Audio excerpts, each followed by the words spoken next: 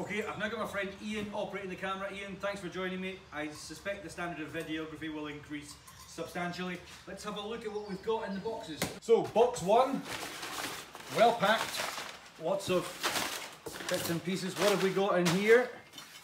We've got some brackets, put those down there. And we've got some of the smaller bits and pieces. We'll unpack those in a minute or two and we'll have a look at them. I would suspect some nuts and bolts in that one. Some more brackets. Main thing I'm looking at here is well packaged, nothing's moved.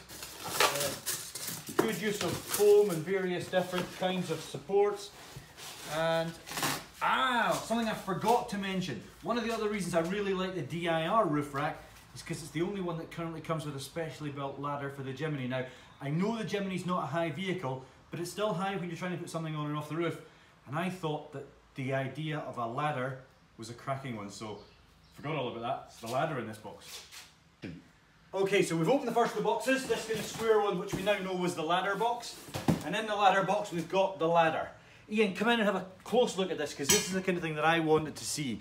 The actual construction of the ladder. It's a solid, robust bit of kit, quite heavy. We will weigh everything in a minute or two.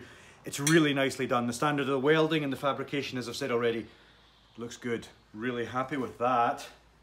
Also in the box, we've got a bracket. And I'm guessing that's the bracket that attaches the ladder to the rear wheel cover. Nice little touch, DIR logo done again. Quality, very, very good. Okay, so we've unpacked the first of the boxes, the lighter of the boxes, and what that contains are the two obviously primary panels that form the roof rack.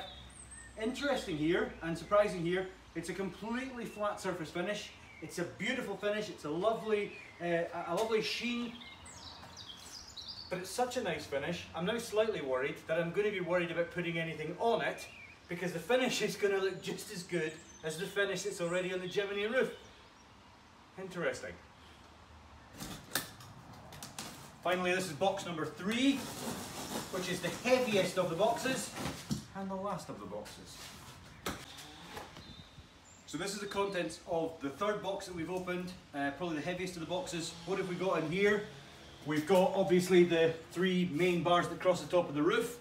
We've got a light bar. The light bar doesn't come as standard with the roof rack, be aware. It's an extra, looks good though. And there's also a rear bar, which I think tidies up the back of the rack. We'll have a look at that in a bit. Also 6 clamps. I assume that these are the clamps that will clamp and hold the cross members onto the roof rails. Some nuts and bolts and some other bits and pieces, including some soft edging. There are different sets of instructions for the roof rack and for the ladder and the electrics, and it's exactly as we thought. It's really quite clear. The only thing you have to be careful of, one of the bars is slightly narrower than the other ones, and you've got to be careful that that's at the back of the rack.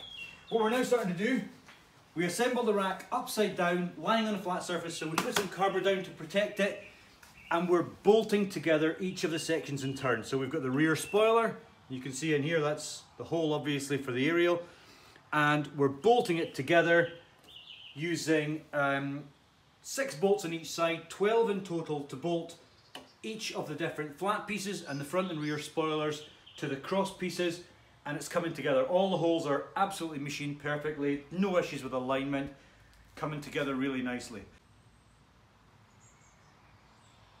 So the rack's all bolted together now. The next thing we're going to do before we set it on the car, in the kit come these pieces of protective plastic body edging, and these go on to the foot, each of the 6 feet on the rack, and they obviously just prevent any metal to metal connection. And then once we've sat it on the roof, the rack's held on with these machined brackets, and they will effectively go on and they will clamp it on the roof.